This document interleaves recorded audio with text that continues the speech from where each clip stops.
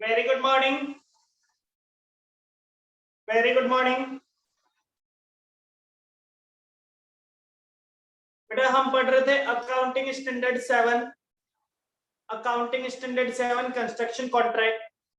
Construction contract में हमने सारा थ्योरेटिकल पोर्शन पढ़ लिया था।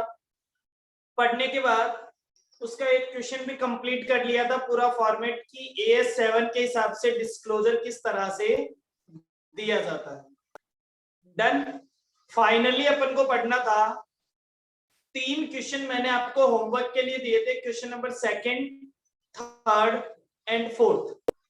क्या आपके तीनों क्वेश्चन हो गए हैं क्या?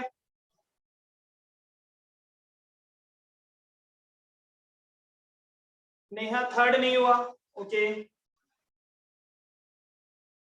बाकी लोग question number 2nd, 3rd and 4th। Priyanka 3rd नहीं हुआ, चलिए क्या कहता है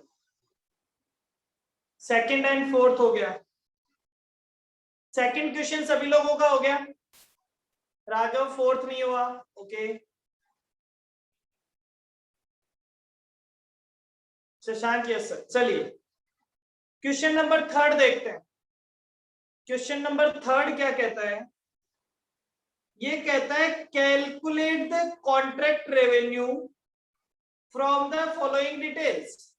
आपको कॉन्ट्रैक्ट रेवेन्यू निकालना है इन डिटेल के साथ। ठीक है साहब, सबसे पहले देखिए ईयर नंबर 1, पहला ईयर, फर्स्ट ईयर में आपके पास इनिशियल कॉन्ट्रैक्ट रेवेन्यू है। इनिशियल कॉन्ट्रैक्ट रेवेन्यू डिसाइड हुई थी 2000। इनिशियल कॉन्ट्रैक्ट रेवेन्यू का मतलब सबसे पहले जब कॉन्ट्रैक्ट बनाया गया था तो कॉन्ट्रैक्ट का प्राइस डिसाइड हुआ था 2000। Revenue increase due to escalation in second year. Revenue में इंक्रीज हो गया सेकेंड ईयर में एस्केलेशन की वजह से 400। क्लेम थर्ड ईयर में था 200 का, इंसेंटिव थर्ड ईयर में था 300 का, और पेनल्टी सेकेंड ईयर में है 100 की। अब आपको निकालना है कॉन्ट्रैक्ट रेवेन्यू। तो मुझे बताइए फर्स्ट ईयर के लिए कॉन्ट्रैक्ट रेवेन्यू कितना होगा? फर्स्ट ईयर के लिए contract revenue 2000। Very good Priyanka. Second year के लिए कॉन्ट्रैक्ट रेवेन्यू कितना होगा? सेकेंड ईयर के लिए कॉन्ट्रैक्ट रेवेन्यू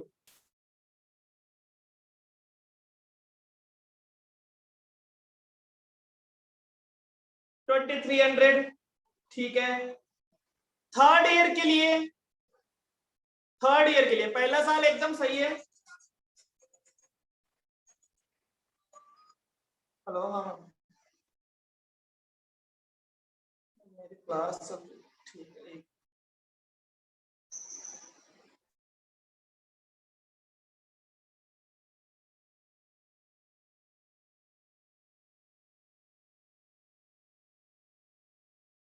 एक मिनट वेट कीजिए बेटा।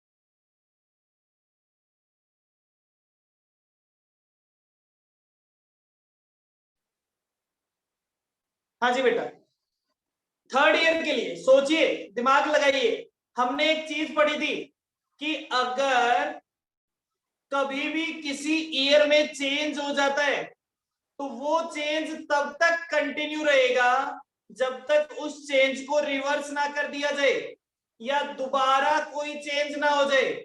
ठीक है, तो बताइए पहले साल इनिशियल रेवेन्यू था 2000, दूसरे साल भी इनिशियल रेवेन्यू था 2000, तीसरे साल भी इनिशियल रेवेन्यू था 2000। ठीक है, फिर हमने कहा दूसरे साल में एक नया आइटम आ गया साहब। दूसरे साल में रेवेन्यू में एस्केलेशन की वजह से इंक्रीज हो गया, तो जो रेवेन्यू 2000 था वो 2000 से बढ़ के 2400 हो गया। तो एक बात बताओ, ये जो सेकेंड ईयर में एस्केलेशन की वजह से जो अमाउंट बढ़ा है, क्या वो थर्ड ईयर में वापस कम हो गया क्या?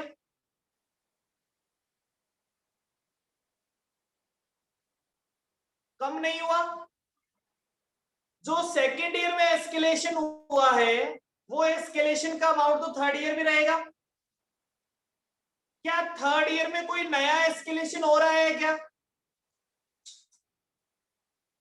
क्या थर्ड ईयर में कोई एस्केलेशन का अमाउंट नहीं, 400 ही लेंगे। ओके, फिर हमने कहा कि साहब क्लेम, थर्ड ईयर में एक क्लेम का अमाउंट और आ गया 200। थर्ड ईयर में एक इंसेंटिव भी आ गया 300, और पेनल्टी कितनी आ गई?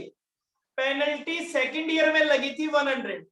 तो क्या जो सेकंड ईयर में पेनल्टी लगी थी 100 क्या थर्ड ईयर में हटा दी गई है?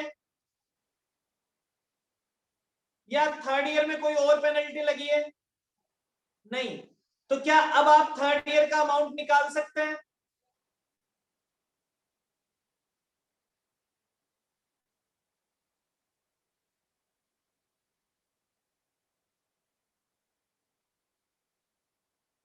$2800, बस इतना सा आंसर है।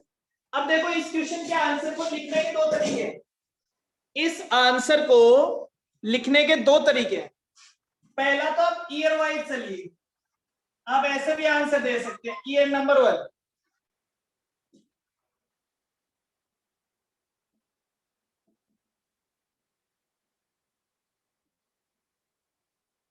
Contract revenue, year number 1, contract revenue year number 1। अब ये कॉन्ट्रैक्ट रेवेन्यू आपको क्या कहती है? ईयर नंबर 1 में केवल एक ही रेवेन्यू है, initial contract revenue 2000। Year number 2, initial contract revenue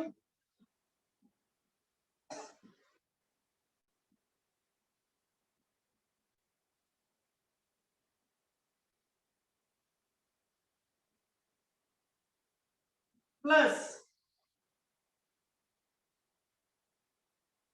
escalation increase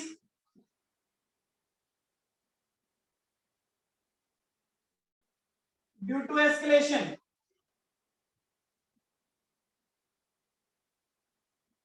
penalties, ये लीजिए।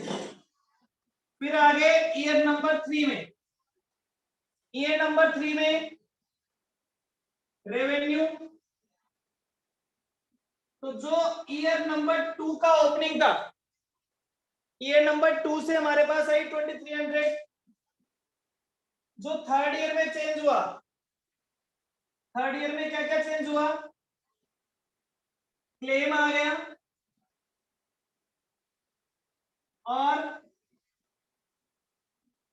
इंसेंटिव आ गया। एक तरीका तो ये है, एक तरीका तो ये है, इस तरह से आप हर साल का आंसर दे सकते हैं। ठीक है,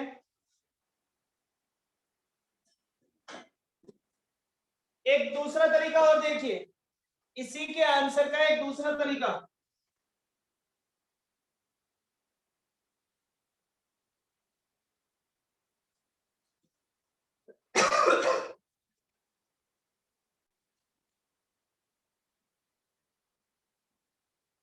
year number 1, year number 2, year number 3, initial contract revenue 2000, 2000, 2000 plus increase due to escalation 400। अब जो एस्केलेशन सेकेंड ईयर में हो गया, वो अमाउंट थर्ड ईयर में भी कंटिन्यू रहेगा जब तक उसे बढ़ा ना दिया जाए, चेंज ना कर दिया जाए। Plus claim plus incentive minus penalties.